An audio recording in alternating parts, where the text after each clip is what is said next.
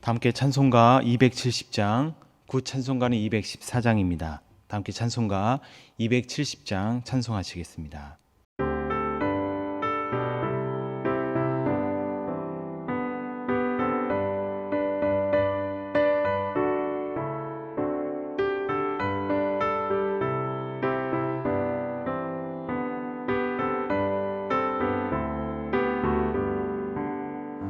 변찮는 주님의 사랑과 거룩한 보혈의 공로를 우리 다 찬양을 합시다. 주님을 만나볼 때까지 예수는 우리를 깨끗게 하시는 주시니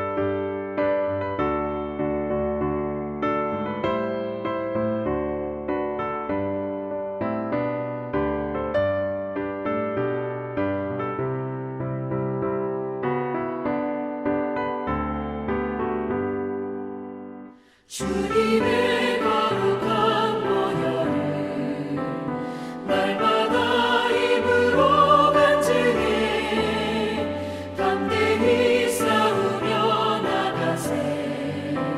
천국에 들어갈 때까지 예수는 우리를 깨끗게 하시는 주시니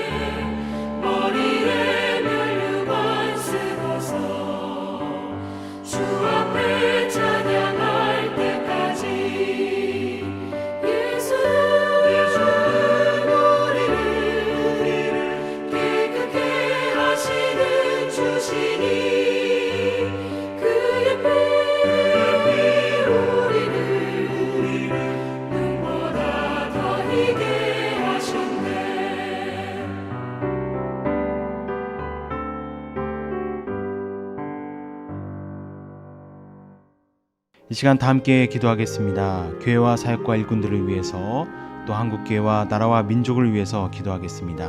특별히 말씀으로 새로워지는 우리 교회가 되도록 코로나가 속히 종식되고 비대면으로 진행하는 중간 신방을 위해서 이 시간 다 함께 주여 한번 부르시고 함께 통성으로 기도하겠습니다. 주여!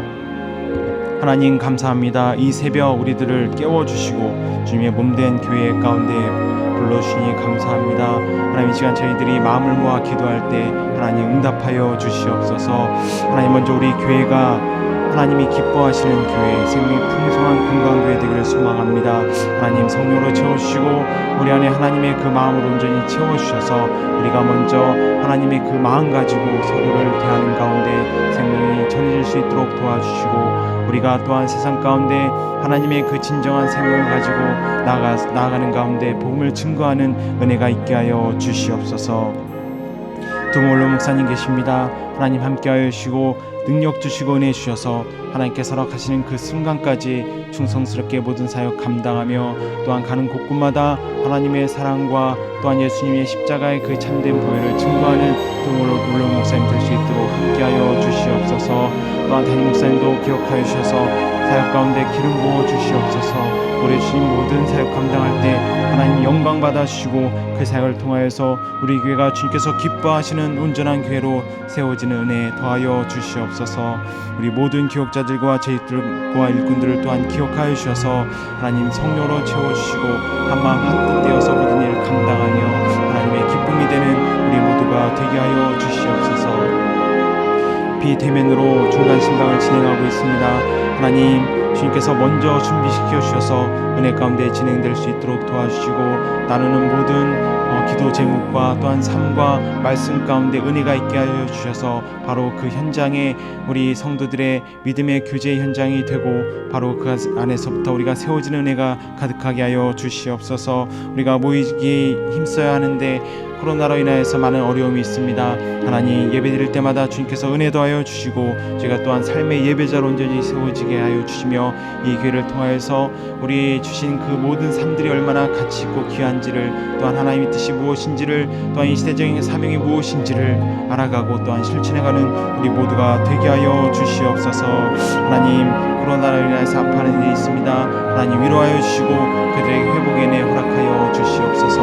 우리 모든 성도들이 이 바이러스로부터 안전할 수 있도록 주님 지켜주시고 우리가 또한 아픈 그이들에게 찾아가서 예수님 십자가의 사랑을 증거할 수 있도록 역사하여 주시옵소서.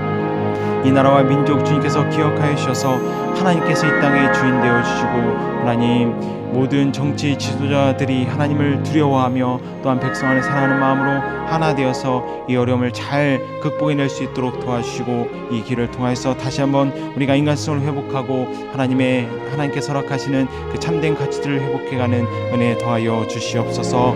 북한도 불쌍히 여겨주시고 속히 복음 평화통일을 이룰 수 있도록 도와주옵소서. 파송한 선교사님들이 있습니다. 모든 사역 가운데 다시 한번 회복될 수 있도록 도와주시고 그 모든 가정마다 필요를 채우시며 아픔을 위로하시며 하나님께서 함께하여 주시고 주인 되어 주시옵소서. 감사하며 예수 그리스도의 이름으로 기도드립니다. 아멘. 이 시간 주시는 하나님의 말씀은 고린도후서 12장 7절에서 10절까지의 말씀입니다. 신약성경 299면에 기록되어 있습니다. 고린도후서 12장 7절에서 10절까지의 말씀을 교독합니다. 여러 계시를 받은 것이 지극히 크므로 너무 자만하지 않게 하시려고 내 육체에 가시 곧 사탄의 사자를 주셨으니 이는 나를 쳐서 너무 자만하지 않게 하려 하심이라. 나에게 이르시기를 내 은혜가 내게 족하도다. 이는 내 능력이 약한 데서 온전하여 짐이라 하신지라. 그러므로 도리어 크게 기뻐함으로 나의 여러 약한 것들에 대하여 자랑하리니 이는 그리스도의 능력이 내게 머물게 하려 함이라. 그러므로 내가 그리스도를 위하여 약한 것들과 능욕과 궁핍과 박해와 곤고를 기뻐하노니 이는 내가 약한 그때의 강함이라. 아멘. 사람이 스스로를 자랑하는 것은 사실 어리석은 일입니다. 그런데 오늘 본문에서 은혜의 사람 바울까지도 자랑이라는 것을 하고 있습니다. 그렇다면 성도에게 있어서 진짜 자랑은 무엇일까요? 우리가 오늘 말씀을 통해 함께 고민해 보고자 합니다. 여러분, 바울의 자랑은 가치가 있는 자랑이었습니다. 왜냐하면 바울에게는 그렇게 하는 선한 목적이 있었기 때문입니다.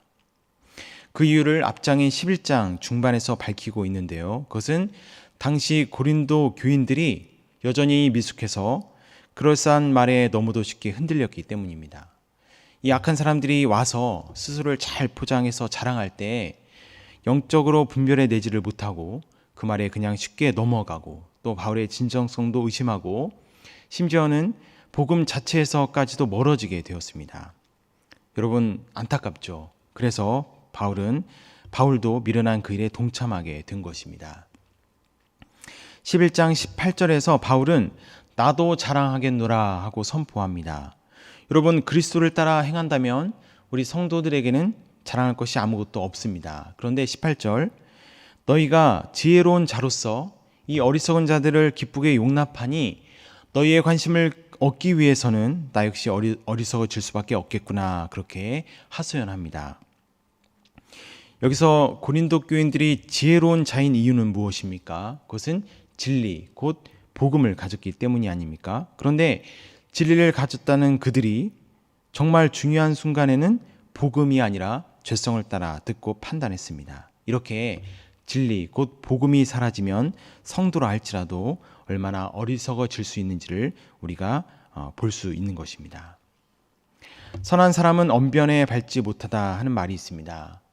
이 말이 적어도 우리 그리스도인들에게는 상식처럼 되어서 말 잘하는 사람이 아니라 예수님처럼 선한 사람이 되는 것이 우리의 목표가 되어야 하지 않겠습니까? 하지만 성도들조차도 화려한 말과 그럴싸한 것들에 집착하여 본질을 자꾸만 놓쳐가니 이 바울의 안타까움이 이만저만이 아니었던 것입니다. 결국 바울의 자랑은 바울 자신을 위한 일이 아니라 고린도 교인들을 위한 것이었습니다. 그들을 어리석음에서 돌아서게 하기 위해서 자신이 어리석음 가운데로 걸어 들어간 것이고, 그들의 영혼을 온전히 보존하기 위해서 평소 배설물처럼 여기던 것들을 다시 들추어 낸 것입니다. 그 중심을 하나님이 아시죠. 하나님 앞에서 바울의 자랑은 자랑이 아니라 고린도 교인들을 향한 사랑의 메시지였던 것입니다. 바울은 이어서 20절에서 말로 현혹하는 이 대적들의 실체에 대해서 언급하는데, 여러분, 그들은 어떤 존재들입니까? 성도들을 종으로 삼고 그들에게서 물질이든 정신이든 이익을 빼앗아가는 자들이었습니다. 겉으로는 말이 화려하고 매력이 있었지만 실상은 그렇지 않았던 것이죠. 결국 그들이 하는 자랑이 어떠한 것이었는지는 그들의 행동을 통해 드러났습니다. 반면에 바울은 주인이 되는 대신에 종이 되었습니다. 억압하는 대신에 자유하게 해 주었습니다. 그동안 자신은 온전히 감추고 복음만을 드러냈습니다. 심지어 복음을 전하는 자가 마땅히 누릴 수 있는 권리들도 양보하고 낮아졌습니다. 결국 바울의 자랑이 어떠한지도 또한 바울의 행동을 통해 드러나게 된 것입니다. 이처럼 말하는 사람의 말이 아니라 그의 삶이, 그의 말이 어떠한지를 드러내 줍니다.